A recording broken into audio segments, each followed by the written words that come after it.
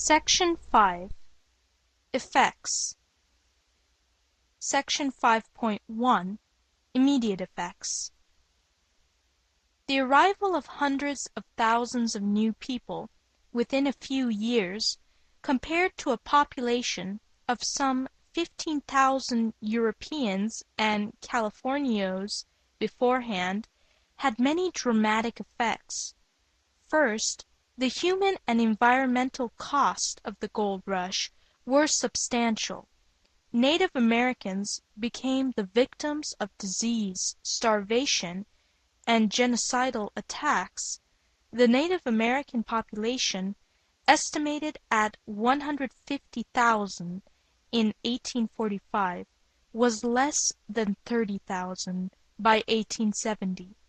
It is estimated that some 4,500 Native Americans suffered violent deaths between 1849 and 1870. Explicitly, racist attacks and laws sought to drive out Chinese and Latin American immigrants. The toll on the American immigrants could be severe as well. 1 in 12 49ers perished, as the death and crime rates during the gold rush were extraordinarily high, and the resulting vigilantism also took its toll. In addition, the environment suffered as gravel, silt, and toxic chemicals from prospecting operations killed fish and destroyed habitats. However, the gold rush propelled California from a sleepy, little-known backwater to a center of the global imagination and the destination of hundreds of thousands of people. The new immigrants often showed remarkable inventiveness and civic-mindedness. For example, in the midst of the gold rush, towns and cities were chartered, a state constitutional convention was convened, a state constitution was written, elections held, and representatives sent to Washington, D.C. to negotiate the admission of California as a state. Large-scale agriculture, California's second gold rush, began during this time. Roads, schools, and churches, and civic organizations quickly came into existence. The vast majority of the immigrants were Americans. Pressure grew for better communications and political connections to the rest of the United States, leading to statehood for California on September 9, 1850, in the Compromise of 1850 as the 31st state of the United States.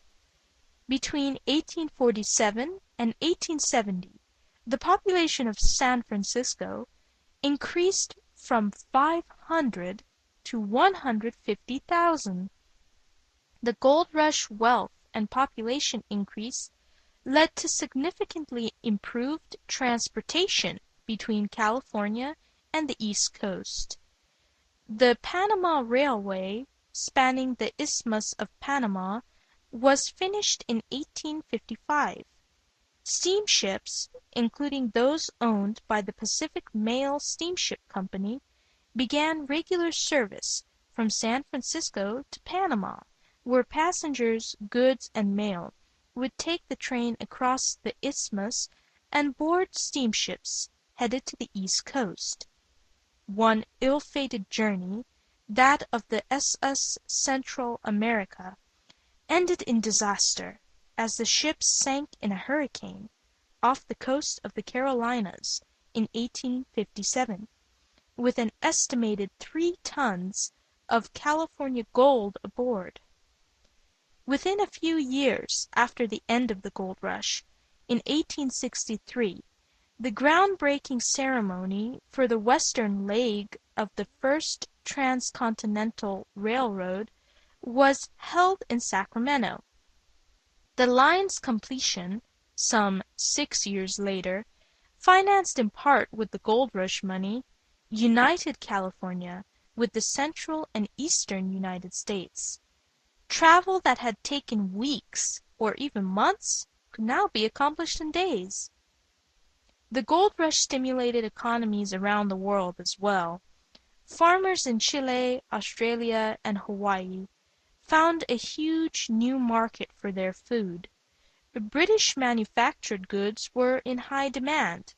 Clothing and even prefabricated houses arrived from China. The return of large amounts of California gold to pay for these goods raised prices and stimulated investment and the creation of jobs around the world. Australian prospector Edward Hargreaves, noting similarities between the geography of California and his home, returned to Australia to discover gold and spark the Australian gold rushes. Section 5.2 Long-Term Effects California's name became indelibly connected with the gold rush, and as a result was connected with what became known as the California Dream. California was perceived as a place of new beginnings, where great wealth could reward hard work and good luck. Historian H. W. Brands noted that in the years after the gold rush, the California Dream spread to the rest of the United States and became part of the new American Dream.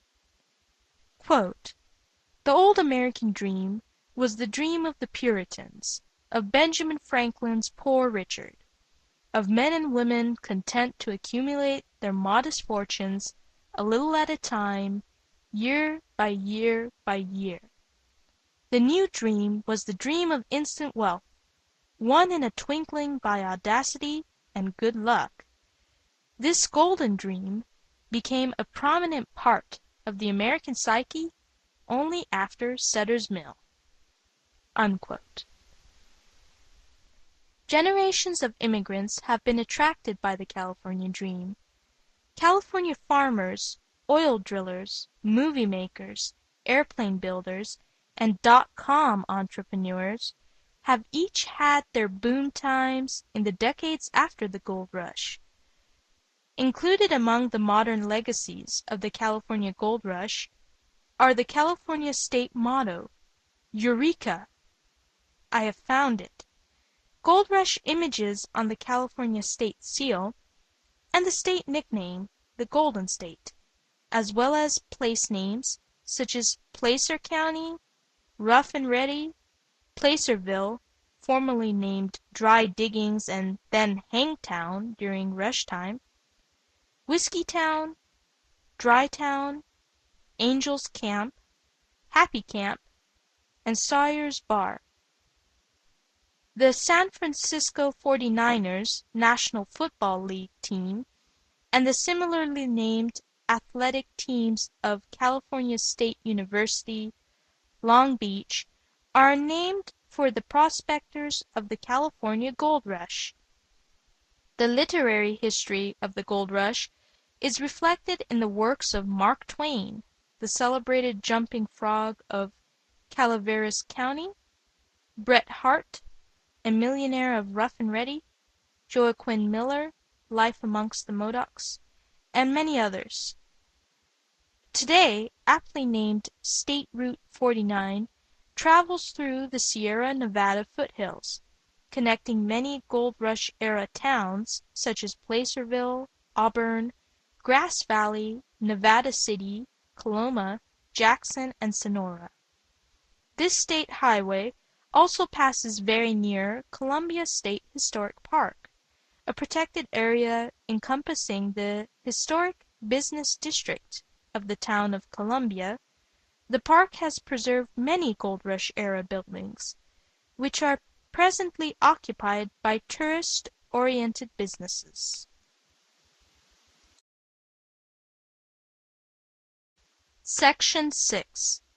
Geology. Main article. Gold in California. Scientists believe that global forces operating over hundreds of millions of years resulted in the large concentration of gold in California. Only gold that is concentrated can be economically recovered. Some 400 million years ago, California lay at the bottom of a large sea. Underwater volcanoes deposited lava and minerals, including gold, onto the sea floor. Beginning about 200 million years ago, tectonic pressure forced the sea floor beneath the American continental mass. As it sank, or subducted, below today's California, the sea floor melted into very large molten masses, magma. This hot magma forced its way upward under what is now California. Cooling as it rose, and as it solidified, veins of gold formed within fields of quartz. These minerals and rocks came to the surface of the Sierra Nevada and eroded. The exposed gold was carried downstream by water and gathered in quiet gravel beds along the sides of old rivers and streams. The 49ers first focused their efforts on these deposits of gold, which had been gathered in the gravel beds by hundreds of millions of years of geologic action. This sound file and all text in the article are licensed under the GNU Free Documentation License, available at www.gnu.org/copyleft/fdl.html.